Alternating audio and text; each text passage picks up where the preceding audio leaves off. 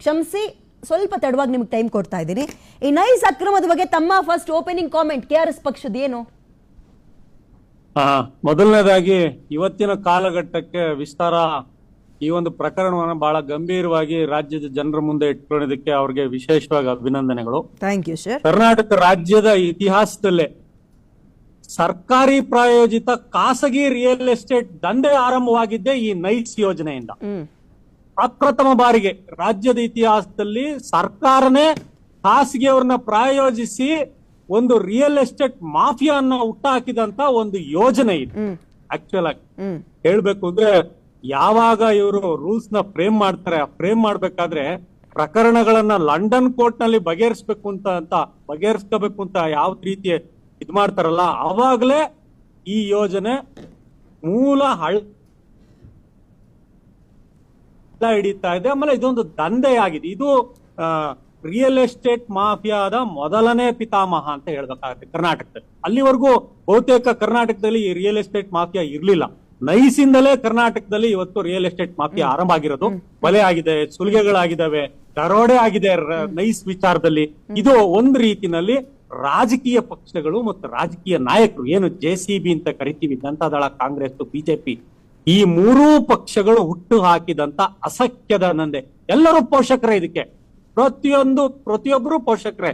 Nice ಆರಂಭವಾದಾಗ್ಲಿಂದ ಹಿಡಿದು ಇವತ್ತಿನ ತನಕ ಎಲ್ಲಾ ಪಕ್ಷಗಳು, ಆ ಮೂರೂ ಪಕ್ಷಗಳು ಇಲ್ಲಿ ರಾಜ್ಯದಲ್ಲಿ ಅಧಿಕಾರ ಪಡ್ಕೊಂಡಿದ್ದಾವೆ.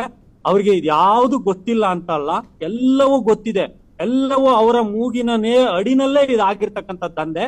ಇಡೀ ರಾಜ್ಯದ ಜನರನ್ನ ಟೋಲ್ಗಳ ವಿಚಾರದಲ್ಲಿ, ಟೋಲ್ಗಳನ್ನ ಹೇಗೆ ಖಾಸಗಿಯವ್ರು ಶುರು ಮಾಡ್ತಾರೆ, ಅದೇ ರೀತಿ ಈಗ ಕೇಂದ್ರ ಮತ್ತೆ ರಾಜ್ಯ ಸರ್ಕಾರಗಳು ಟೋಲ್ ನೆಪದಲ್ಲಿ ರಾಜ್ಯದ ಜನರನ್ನ, ದೇಶದ ಜನರನ್ನ ಸುಲಿಗೆ ಹೊಡಿತಾರೆ. ಇದು ಮೊದಲನೇ ಬಾರಿಗೆ ಆರಂಭವಾದಂತ ಒಂದು ರಿಯಲ್ ಎಸ್ಟೇಟ್ ದಂಧೆ.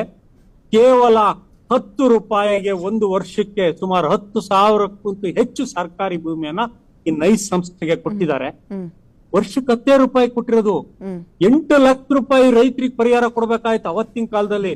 ಇವತ್ತಿನ ತನಕ ರೈತರಿಗೆ 8 ಲಕ್ಷ ರೂಪಾಯಿ ದುಡ್ಡು ಕೊಡಕ್ಕಾಗಿಲ್ಲ, ಭೂ ಪರಿಹಾರ ಅವತ್ತಿನ ಕಾಲದ್ದು. ಯಾಕೆ ಅವತ್ತು ಯಾರಿಗೂ ಇವ್ರು ಕಾಣ್ಲಿಲ್ವಾ ರೈತರು? ಇವತ್ತು ಎಲ್ಲರೂ ಸಹ ನ್ಯಾಯಾಲಯದ ಆದೇಶ ಇದೆ, ಟೋಲ್ ಕಟ್ಬೇಡಿ. ಯಾರ್ರೀ 3 ಸತಿ 4 ಸತಿ ನೀವೆಲ್ಲ ಅಧಿಕಾರ ಪಡ್ಕೊಂತೀರಾ? ರಾಜ್ಯದಲ್ಲಿ ಅಧಿಕಾರ ಇಟ್ಟು ಕೇಂದ್ರದಲ್ಲಿ ಅಧಿಕಾರ ಪಡ್ಕೊಂಡ್ರಿ. ಯಾಕೆ ಜನ ಹೋಗಿ ಈ ಟೋಲ್ನವ್ರ ಹತ್ರ ದಾಂಡಿಗರಿದ್ದಾರೆ, ಟೋಲ್ಗಳಲ್ಲಿ ರೌಡಿಗಳನ್ನ ಇಟ್ಕೊಂಡು ಟೋಲ್ಗಳು ನಡೆಸ್ತಾ ಇದಾರೆ. ಇಷ್ಟಿನ ತನಕ ಸರ್ಕಾರಗಳಿಗೆ ಕಾಣ್ಲಿಲ್ವಾ ಅದು? ಇವತ್ತೇನೋ ಹೋಗಿ ಟೋಲ್ ಕಟ್ಬೇಡಿ ಅಂತ ಹೇಳ್ತೀರಿ. ಯಾಕೆ? ಆ ರೌಡಿಗಳ ಹತ್ರ, ಗೂಂಡಾಗಳ ಹತ್ರ ಜನಸಾಮಾನ್ಯರು ಒದೆ ತಿನ್ನಕ ಕನಿಷ್ಠ ಮಟ್ಟ. ಯಾಕೆ ಸರ್ಕಾರ ಅಂದ್ರೆ ಏನು?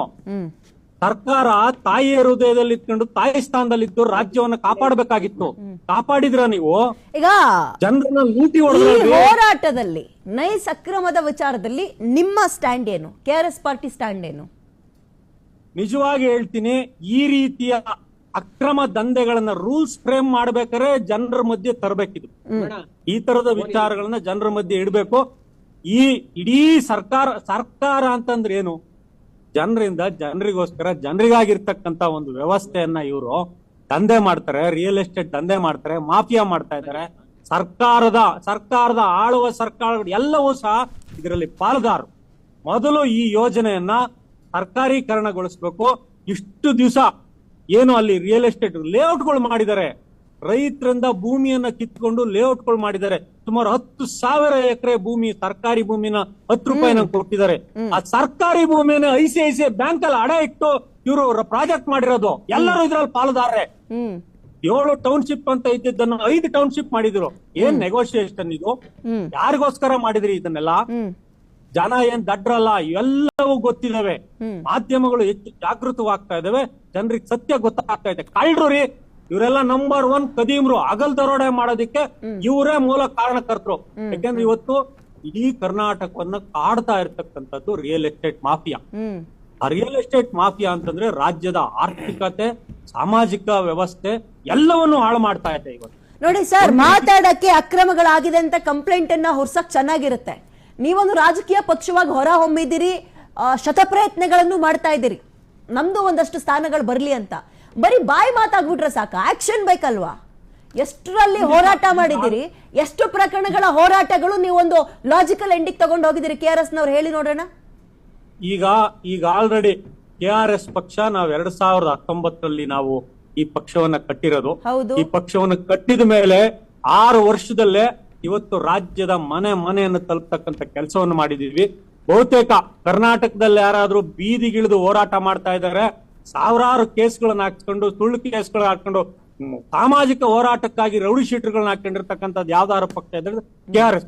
ಇವತ್ತು ಸಹ ಬಿಡದಿಯ ರೈತರ ಹೋರಾಟದಿಂದ ಹಿಡ್ಕೊಂಡು ದೇವನಹಳ್ಳಿ ದೊಡ್ಡಬಳ್ಳಾಪುರ ರೈತರ ಹೋರಾಟದಿಂದ ಸಾವಿರಾರು ಬೈಕ್ ರ್ಯಾಲಿಗಳು, 100 ಜನ ಬೈಕ್ ರ್ಯಾಲಿಗಳನ್ನು ಮಾಡ್ತಾ ಇವತ್ತು ನೈಸ್ ರೋಡ್ ಹಗರಣಕ್ಕೆ ಸಂಬಂಧಪಟ್ಟಂಗೆ ನಮ್ಮ ಗೌರವಾಧ್ಯಕ್ಷರಾದಂತಹ ರವಿಕೃಷ್ಣ ರೆಡ್ಡಿ ಅವರ ನೇತೃತ್ವದಲ್ಲಿ ಈಗ ಆಲ್ರೆಡಿ ನೈಸ್ ಸುತ್ತಮುತ್ತ ಹಳ್ಳಿಗಳಲ್ಲಿ ಇದ್ರ ಬಗ್ಗೆ ಜಾಗೃತಿ ಮೂಡ್ತಾ, ಯಾಕಂದ್ರೆ ಜನರನ್ನ ಎಚ್ಚರಿಸ್ತಲ್ಲದೆ ಯಾವ ಹೋರಾಟನೂ ಸಹ ನಾವು ಕಟ್ಟಕ, ಯಾಕಂದ್ರೆ ಜನರಿಗೆ ಸರಿ ಈ ಅನ್ನ ನಾವು ತಲುಪಿಸ್ತಾ ಇದ್ದೀವಿ.